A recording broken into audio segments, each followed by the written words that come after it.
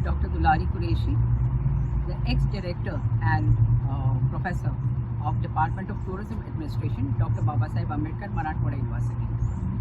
At the outset, I would like to thank Dr. Makhdoom Farooqui for inviting me to participate in the national webinar on the anniversary of Dr. Rafiq Zakaria. I'm highly obliged to him, especially because I'm speaking about a personality whom I highly appreciate and respect, especially because it was long time back. It was maybe a decade or two back, 2 decades back, when I personally met him for an interview, and I was writing for Times of India, Aurangabad Plus. At the time when I took his interview, it lasted for nearly 3 hours. And that was a time when I realized the intensity and power of this personality. It was also, of course, everybody, generally he is known as a very good politician, he is known as a scholar, he is known as an academician, he is known as an educationist. So he's a multiple facet personality.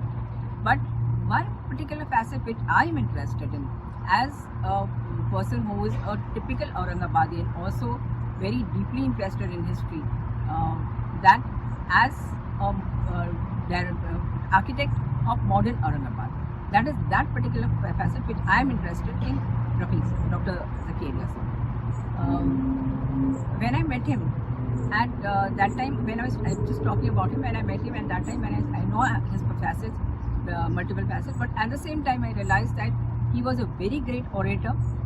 He was a very great debater and a person who could discourse very well. In any argument, I think he could overcome any person or even the strongest person. So I really appreciate him for this. And from a long time I wanted to talk about him, and this is a very good opportunity. I'm going to focus not on all the various facets that everyone knows, but one particular facet as an Aurangabadian and as a historian, that Dr. Zakaria as the architect of modern Aurangabad. This particular facet I'm interested in. And one more important point which I would like to discuss is his comparison. Very often that he is being compared to Malik Ambar. Malik Ambar, of course, many people know, some people don't even know about him, but he was the Prime Minister and the Commander-in-Chief in 16th, 17th century of the Nizam Shahi dynasty of Ahmednagar.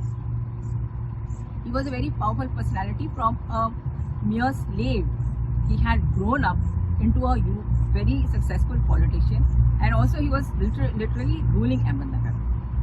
He was the architect of Aurangabad in the medieval period. He was a visionary, and the kind of Aurangabad that he developed in the 16th and 17th century is very important. That it is important because at that time he had taken so many components into consideration to develop Aurangabad, and he gave the people of Aurangabad all the facilities and services that any modern country could give them. So this particular personality, that is Malik Ambar, had developed Aurangabad, and with modern, very good infrastructure, roads, bridges, gardens, and marketplaces. So practically everything that the facilities that were required, and that those times all the facilities were offered to the people. Now even Dr. Zakaria, who is supposed to be a very important person who has developed the CIDCO area, the City Industrial Development Corporation, and he was a planner for CIDCO. During his planning, he had taken all factors into consideration. And at that time, Aurangabad was an all-round development where practically all the components were taken into consideration, and one of the most important was the industries. Aurangabad never had industries. It was a backward city and very related to this famine and drought. But later on, because of all these development, Dr. Zakaria's development, especially as I said, CIDCO, where industries were taken into consideration, and there was a lot of migration. Just like during Malik Ambar's people, lots of people migrated from different areas to Aurangabad, and the city was developed. Here also, so many people migrated, and the city was developed. And as I said, many industries came there, many banks came there, many hotels came there, even he was interested in the transport system. So rail and airlines also were developed. This, and the shopping area, the marketplace. So practically everything was developed. Now, when I'm talking about his development, one particular important point is the water system. That what kind of contribution he offered to the people of Aurangabad at that time, and again comparing it with Malik Ambar. Malik Ambar, during his time when he developed the city, he thought that water is one of the most important components, which is the basic necessity of human beings. And that's why, though there was a Kham river, the Kham river would not have sufficed to the large population that Aurangabad had. So what he did was he developed the Nehre-Ambari system. Nehre-Ambari system was where it was a gravitational system that water came from a higher altitude to a lower altitude. And he spread a network in the whole city, an entire network of water. And because of that, there were so many gardens, so many waterways. Practically every house had a garden and a tank, beautiful tank. And there was a person during the time of Shah Jahan who was traveling from Junnar to Akbarabad. When he was traveling, he stopped in Aurangabad. He was so impressed with Aurangabad that when he saw the gardens, when he saw the waterways and water bodies, he said that इस शहर की हवाओं में खुशबू है, यहाँ की पानी आबे हयात है.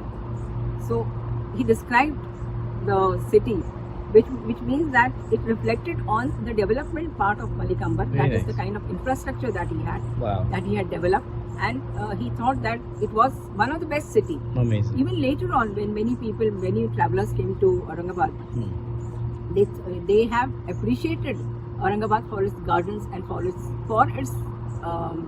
Nehre-Ambari that was developed by Malik Ambar.